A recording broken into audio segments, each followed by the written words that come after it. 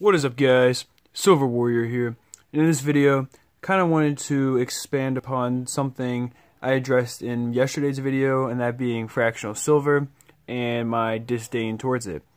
So, essentially, I do want to make it clear that I'm not talking about all fractional bullion. I am talking about only fractional silver when I say that I do not personally like investing in it. Okay? Do not take that as me saying that fractional gold, so like something like this, is bad, because obviously I cannot afford an ounce of gold at a time, okay? So for me to tell other people that you should be buying at least an ounce of gold when I have literally a 10th ounce of gold coin right here would be pretty ignorant, okay? Most people, I believe, to my understanding, cannot afford to consistently buy ounces of gold. I mean, that is just the case. You know, it's not true for everybody. Some people, an ounce of gold is literally nothing. But to the average person, buying an ounce of gold every month would be relatively difficult, and if they could do so, it would be the only thing in their stack would just be gold. So for silver, however, I do understand that there's the point of, well, what if they can't afford an ounce of silver at a time? And to that, I would say, save your money, and here's why. The very cheapest 1/10 ounce silver round I could find on, and this is, mind you, this is on eBay, so this is not the best deal you're going to find, but this is the most convenient deal you're going to find, and that being, for one 1/10 ounce Walking Liberty 999 silver round, it's $3.90 is what they're asking, okay? $3.90. Let's think about what the melt value of silver is right now. Oh, that's right. It is $14.77 an ounce. Now, the cheapest 1 ounce silver round I could find that wasn't being shipped from China and didn't just completely look super suspicious is, with shipping, $18.94. Let's just imagine a scenario where somebody could only afford to spend $5 a week on silver. Okay, and that might sound ridiculous to most of you. Might be thinking, well, if you can only afford that much in silver, you might as well be spending your time trying to make more money. I'm not here to say that, okay? I'm not here to diss anybody. Who am I to do that? That's not my point. My point is that you'd be much better off just saving for 4 weeks and using the $20 you now have to buy 1 ounce of silver instead of spending $5, or I'm sorry, $3.90, let's say, based on that one listing we saw, every week on 1/10 ounce of silver, and then by the end of it, even if you used your savings, and even if you got an extra 60 cents, I think it would be, having only half the amount of silver that you'd have if you bought that 1 ounce round. You'd only have 5 1/10 ounce rounds. Okay? My point there is that you're just better off saving. You're better off waiting until you can afford at least 1 ounce of silver at a time, instead of literally losing half the amount of silver that you could possibly own.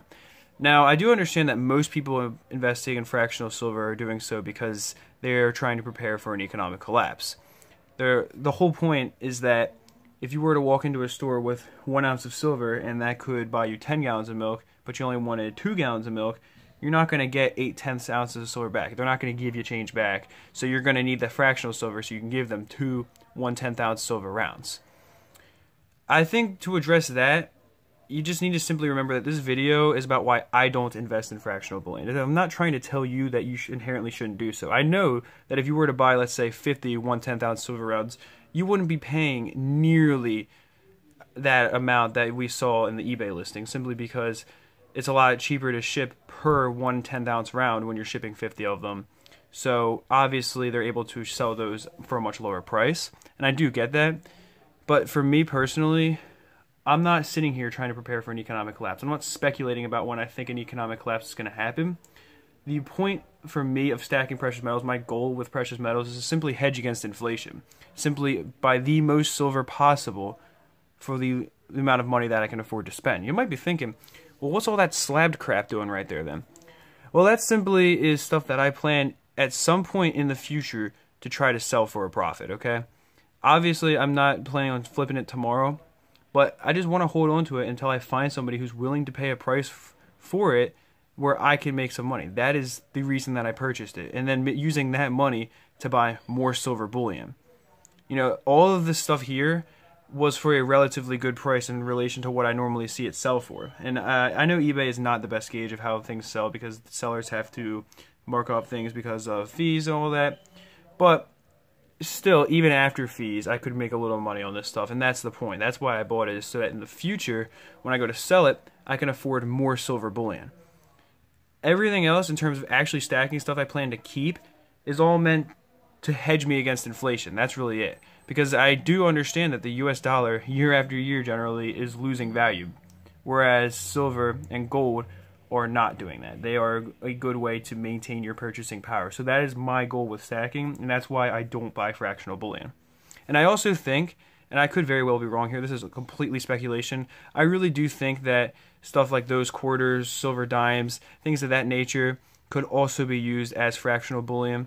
Obviously, the big challenge is that most people have no idea what the weight is, but keep in mind that, and this is excluding like peace dollars, Morgan dollars, like silver dollar coins, any US face value is going to have the same amount of silver in it as any other face value made up by different coins. And what I mean by that is that 10 silver dimes has the same amount of silver as 4 silver quarters and as 2 half dollars, excluding of course the post 64 half dollars, because those have way less silver in them.